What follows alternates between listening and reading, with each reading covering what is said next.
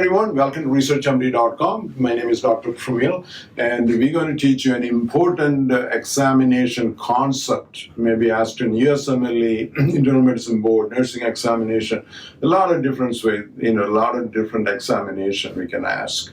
So this is a very high yield topic.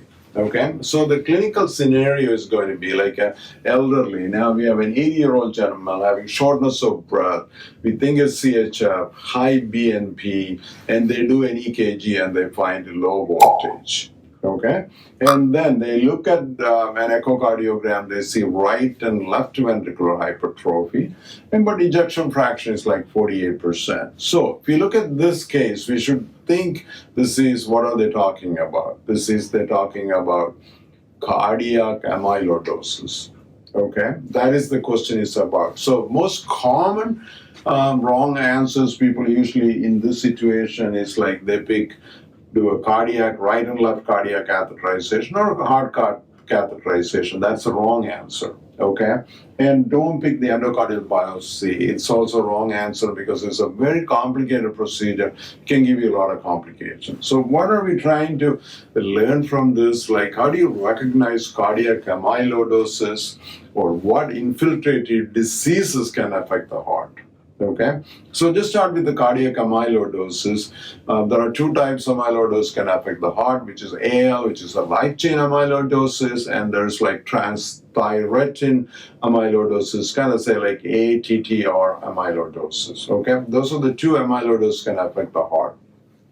Now, main thing, EKG finding is going to be decreased voltage. I think everybody know that, but remember, that's the key point to pick it up. And then you can have hypertrophy of right and left ventricle, okay?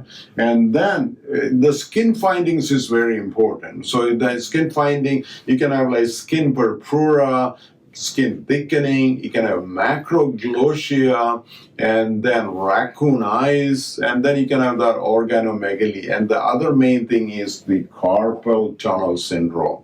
So when I write a question, I have to put that in the question, okay? So I'm going to go to the skin findings one more time: skin purpura, skin thickening, raccoon eyes, and macroglossia, and then when we talk about carpal tunnel syndrome, don't forget it. Those are the classic findings. Now, how do you, I think, investigate it? What's the first thing?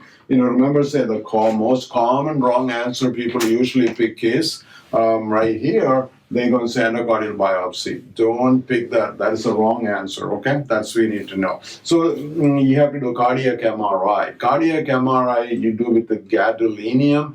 And let's look at the sensitivity and specificity of that. Sensitivity is 85%, okay? And specificity is 95%. So we need to know that. So this is very important to know. It's a good test, so pick that to diagnose amyloidosis, cardiac amyloidosis, okay? We're not talking, it's a huge topic, but today we focus is only on the amyloidosis which affect the heart. We talked about the amyloidosis affecting the heart.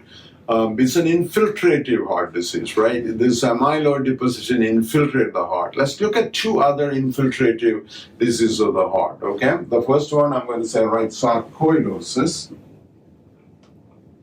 Sarcoidosis. You can have, again, right and left ventricular hypertrophy in sarcoidosis. But if I'm writing a question about sarcoidosis, I'm going to put high degree AV block, okay? Remember that. That's the classic cue. High degree AV block.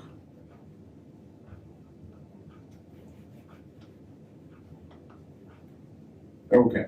Now we have something called a Fabry's disease.